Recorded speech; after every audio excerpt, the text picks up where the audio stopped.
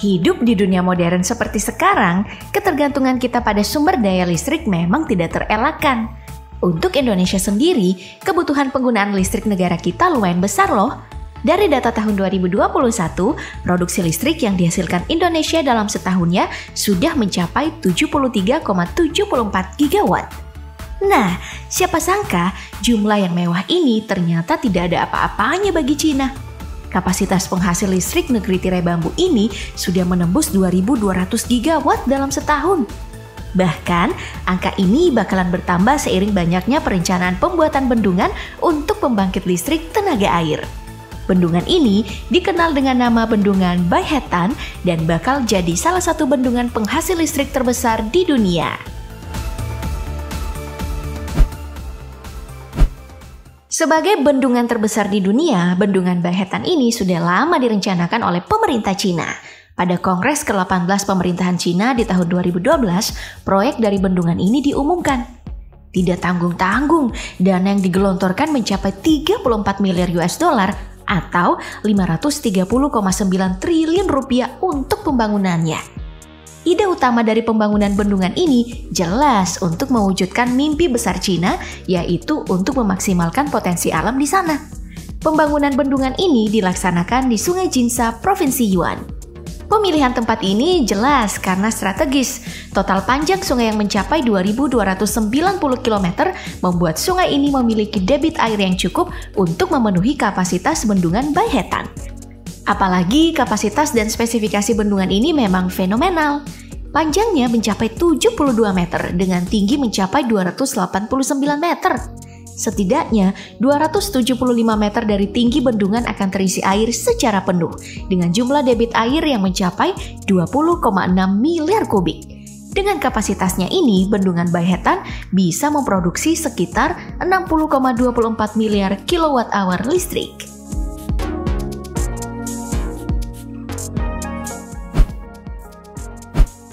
Untuk membuat bendungan yang super megah tadi, semua hal dimulai dengan sebuah penggalian yang sangat rumit karena ada beberapa tahap. Tahap pertama adalah membuat terowongan pengalihan untuk arus dari sungai. Hal ini dilakukan agar tempat pengerjaan dari bendungan bisa dikosongkan dari air dan melancarkan pekerjaan bendungan. Biasanya pembuatan terowongan ini melibatkan peledak untuk memudahkan pekerjaan. Hal ini bakal terus dilakukan hingga ujung terowongan. Nah, untuk memperkuat terowongan ini, tiap inci dari bangunan bakal dibeton supaya mampu menahan debit air dari Sungai Jinsa. Setelah penggalian terowongan untuk mengalihkan arus sungai, pembangunan bendungan pun akan terus dilanjutkan. Sekarang, penggalian dilakukan di pinggiran sisi dari bendungan. Bisa kita lihat kalau sisi dari bendungan ini terkikis dengan rapi. Nah, potongan rapi ini tuh tentu dibuat dengan perhitungan yang sangat matang. Apalagi proses pengikisannya menggunakan bahan peledak yang satu kali kesalahan aja nih, urusannya bisa berabe banget. Pengikisan ini bakal terus dilakukan sampai lapisan batuan lapuk habis dan tidak tersisa dengan menggunakan bahan peledak. Seluruh hasil ledakan yang ada kemudian diangkut keluar menggunakan alat berat.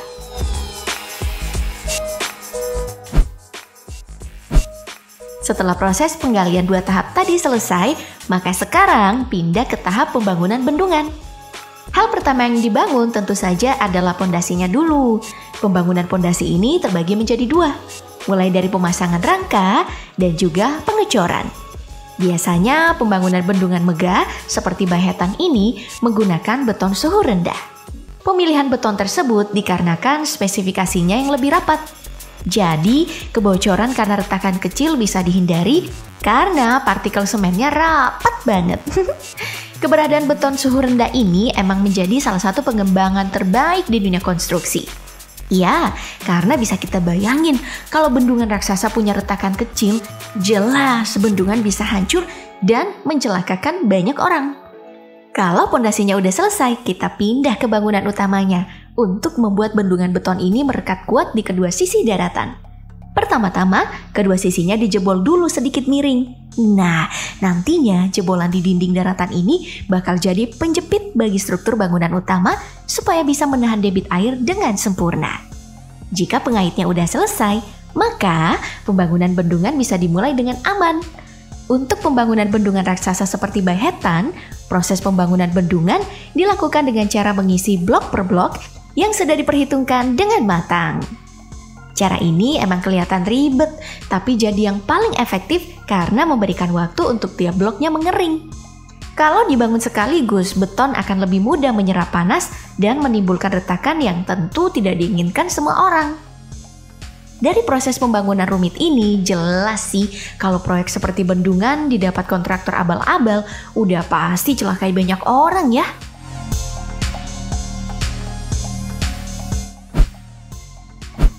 Di badan bendungan yang telah dibuat ini bakal dipasangkan saluran pipa yang lumayan kompleks. Saluran pipa yang rumit ini memiliki banyak kegunaan. Salah satu yang paling penting tentu pipa yang mengalirkan air masuk ke dalam mesin turbin yang menjadi mesin penghasil listrik. Di bendungan ini, turbin dipasang secara sejajar supaya aliran yang digunakan cuma satu lintasan saja. Efektivitas deras air dari Sungai Jinsa membuat penggunaan satu lintasan ini memungkinkan untuk dilakukan. Oh iya, turbin yang digunakan untuk bendungan ini dikembangkan sendiri loh oleh Cina sebagai standar baru bendungan mereka. Katanya, kemampuan turbin ini menghasilkan listrik lebih efisien ketimbang apa yang Amerika miliki. Saingan lagi nih ceritanya. Nah, di bendungan Bahetan setidaknya ada 16 turbin yang dipasang. Tiap satu turbin bisa menghasilkan listrik hingga 1 gigawatt. Dengan selesainya pemasangan turbin ini, maka rangkaian pembuatan bendungan Bahetan sudah selesai, mulai dari perencanaan hingga finishing. Setidaknya waktu yang dibutuhkan adalah 5 tahun, dari tahun 2012 hingga 2017. Di tahun 2021 kemarin setelah Covid mereda, terowongan penghubung Bahetan ditutup untuk mengisi bendungan dengan air. Lalu pada Mei 2021 sudah ada 2 turbin yang mulai dioperasikan. Nah, sebagaimana pembangunan bendungan di mana-mana dengan mengklaim memenuhi kebutuhan manusia akan energi, pembangunan bendungan Bahetan juga tersandung isu lingkungan. Pemerhati lingkungan di Cina menganggap pemerintah di sana egois karena tetap meneruskan proyek ini.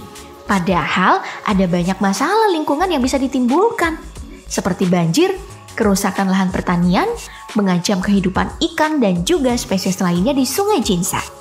Untuk menanggapi hal ini, pemerintah Cina juga punya alasan baik, yaitu rencana untuk berhenti bergantung dengan batu bara yang harganya naik gila-gilaan dan lebih merusak lingkungan. Loh, jadi gimana nih? Pakai bendungan merusak lingkungan, pakai batu bara juga sama aja. Atau kita berhenti pakai listrik aja kali ya? Sekalian kasih tanggapan di kolom komentar ya. Hari ini sampai di sini dulu dan sampai jumpa di video berikutnya. Bye-bye!